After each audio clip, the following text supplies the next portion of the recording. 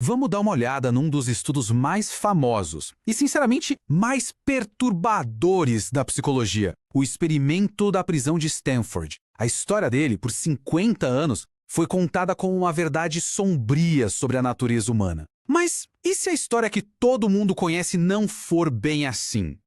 Pois é. A lição que ficou, aquela que todo mundo aprendeu, é bem direta, né? A ideia de que, olha, qualquer pessoa, se colocada numa situação tóxica, poderia virar um monstro. E foi essa ideia que, por décadas, mudou o jeito que a gente entende o comportamento humano. A história que a gente sempre ouviu é super dramática. Pensa só, em menos de 24 horas, o que começou como uma simulação virou algo sinistro. Os guardas, que eram só estudantes como os outros, de repente se tornaram sádicos.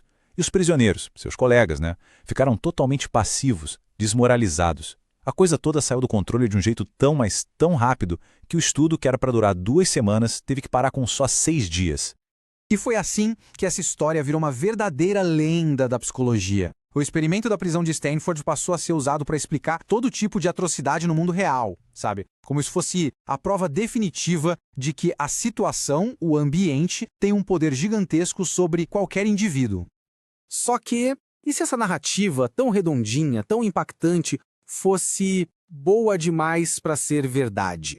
O problema é que, por décadas, enquanto todo mundo contava essa versão, alguns detalhes, digamos, cruciais, ficaram de fora.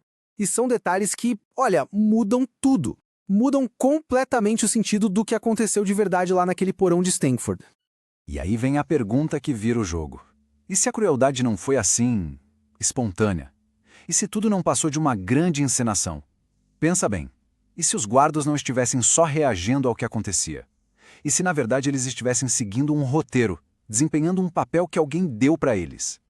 É aqui que a história original começa a desmoronar. Começaram a surgir novas evidências, e arquivos do próprio experimento mostram que o líder do estudo, Philip Zimbardo, não era só um observador neutro, não. Ele era, na verdade, o diretor dessa peça toda. Olha só essa citação, é do próprio Zimbardo, antes mesmo do primeiro prisioneiro chegar. Ele não estava observando a crueldade surgir do nada, ele estava literalmente dando o roteiro para ela acontecer. As táticas de desumanização não foram inventadas pelos guardas ali na hora, elas foram ensinadas a eles. Então, o ponto crucial da virada é esse aqui. A alegação era que tudo foi espontâneo, mas a realidade, como a gente descobre agora, é que foi tudo instruído. Os guardas não estavam só reagindo a uma rebelião, que nada. Eles receberam ordens para criar um ambiente opressivo desde o comecinho, seguindo o modelo que o Zimbardo, inclusive, já tinha pronto. E para não deixar dúvida, olha só o que um dos próprios guardas disse. Ele não se via como alguém que perdeu o controle, que virou um monstro. Ele se via como um ator. Um ator que estava tentando ajudar o estudo a dar certo. Basicamente, ele estava atuando para dar para o pesquisador os resultados que ele imaginava que o cara queria ver. Mas não para por aí. Não eram só os guardas que estavam atuando, não. As reações dos prisioneiros, aquelas cenas que pareciam tão reais, tão aterrorizantes, pois nem sempre eram de verdade. Esse caso aqui é talvez o mais chocante de todos. O colapso emocional mais famoso do experimento, aquele que sempre foi usado como prova do sofrimento extremo, era farsa. Douglas Kopp, o prisioneiro número 8612, admitiu depois que ele encenou tudo para poder sair mais cedo e estudar para uma prova. Ou seja, os participantes sabiam que era um jogo e estavam dispostos a manipular as coisas.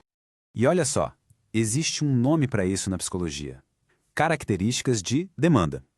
É basicamente quando os participantes de um estudo pegam dicas, pistas do pesquisador ou do ambiente sobre o que se espera deles e aí mudam o comportamento para corresponder a essa expectativa.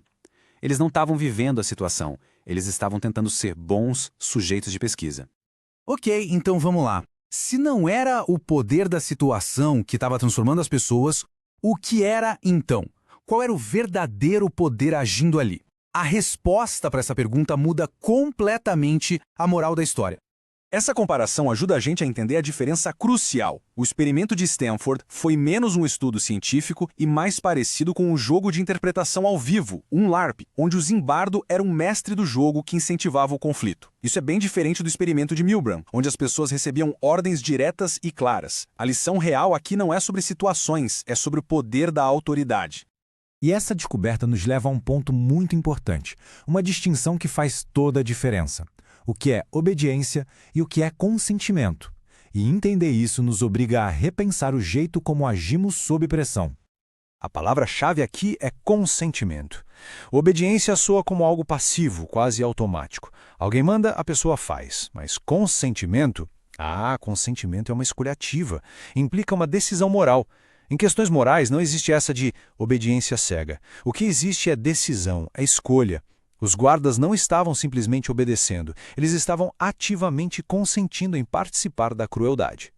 E é por isso que a gente chega numa nova conclusão muito mais precisa. A história não é sobre como uma maçã boa pode estregar num cesto podre. A história é bem mais complexa e, para ser sincero, bem mais perturbadora. A verdadeira lição do experimento de Stanford é sobre a sedução da autoridade e a justificativa do bem maior.